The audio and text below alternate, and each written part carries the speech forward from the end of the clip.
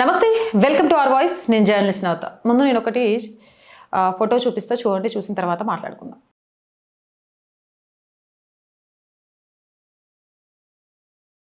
చూశారు కదా, నెహ్రూ క్రైస్తవ మిషనరీలతో ఒక ఒప్పందంపై సంతకం చేశారు.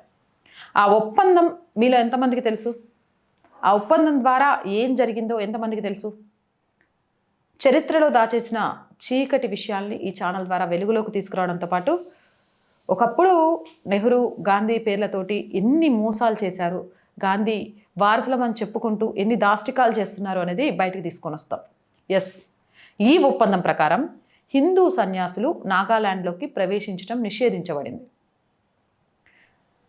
నాగాల్యాండ్లోకి హిందూ సన్యాసుల ప్రవేశం నిషేధించబడే విధంగా నెహ్రూ క్రైస్తవ మిషనరీలతో ఒక ఒప్పందం చేసి దాని మీద సంతకం చేశారు.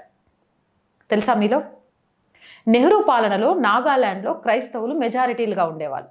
మరియు 2011 జనాభా లెక్కల ప్రకారం నాగాల్యాండ్ జనాభాలో 88% మంది క్రైస్తవులు. నిజమేంటంటే భారతదేశం హిందువులు మరియు హిందువులు ఎదుర్కొంటున్న అన్ని సమస్యలకు నెహ్రూ ప్రత్యక్షంగా లేదా పరోక్షంగా బాధ్యత వహించారు. ఇప్పుడు వాటిని బహిర్గతం చేస్తూ ప్రతి ఒక్కరూ వాటి గురించి తెలుసుకునేలాగా చేస్తున్నాం.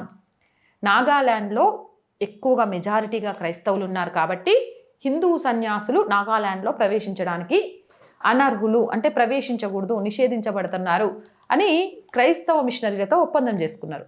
మరి భారతదేశంలో అత్యధికులు ఎవరు సార్? హిందువులే కదా. మరి అత్యధికంగా హిందువులున్న ఈ దేశంలోకి క్రైస్తవులను, ముస్లింలను ప్రవేశించడానికి ఎలా ఒప్పందం చేసుకున్నారు? అంటే క్రైస్తవులు ముస్లింలకు ఒక న్యాయం, హిందువులకు ఒక న్యాయమా నెహ్రూ ఇలాకాలో? ఇదెక్కడి దారుణం సార్?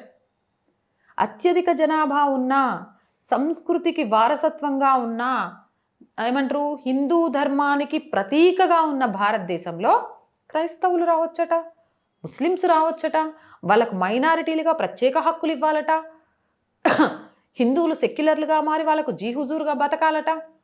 కానీ క్రైస్తవులు అత్యధికంగా ఉన్న నాగాల్యాండ్లోకి మాత్రం హిందూ సన్యాసులు వెళ్ళకూడదట.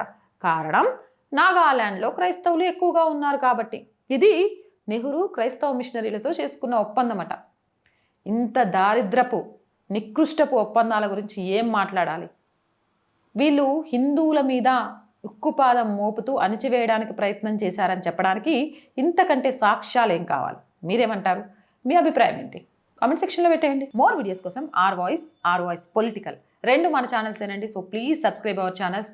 మీరు చేసే సబ్స్క్రిప్షనే ఈ ఛానల్స్కి కొండంత బలాన్ని ఇస్తాయి. అలాగే ప్రతి కంటెంట్ని లైక్ చేయండి, షేర్ చేయండి. దాని ద్వారా మన వీడియోస్ వైరల్గా మారతాయి. కొంతకాలం ఆర్ వాయిస్ని ఆర్థికంగా చేయుతనందించి ముందుకు నడిపించాల్సిన బాధ్యత మీదే. ఒక్కొక్క అడుగుతో ముందుకు వెళ్తున్నా, మీరందరూ మాకు సహకరిస్తారనే నమ్మకంతో. ఆర్థికంగా సపోర్ట్ చేయాలంటే సబ్స్క్రిప్షన్ పక్కనే జాయిన్ అనే బటన్ ఉంది. 1 to 5 లెవెల్స్ ఉన్నాయి. ఏదో ఒక లెవెల్లో సపోర్ట్ చేయండి. లేదా స్క్రీన్ మీద గూగుల్ పే, ఫోన్పేతో పాటు అకౌంట్ డీటెయిల్స్ ఉన్నాయి. మీకు తోచిన సహాయాన్ని అందించవచ్చు. వ్యాపార ప్రకటనల ద్వారా కూడా ఆర్ వాయిస్కి అండగా నిలవచ్చు. వ్యాపార ప్రకటనల కోసం 8328500576 నెంబర్ని సంప్రదించండి. జై హింద్, జై భారత్.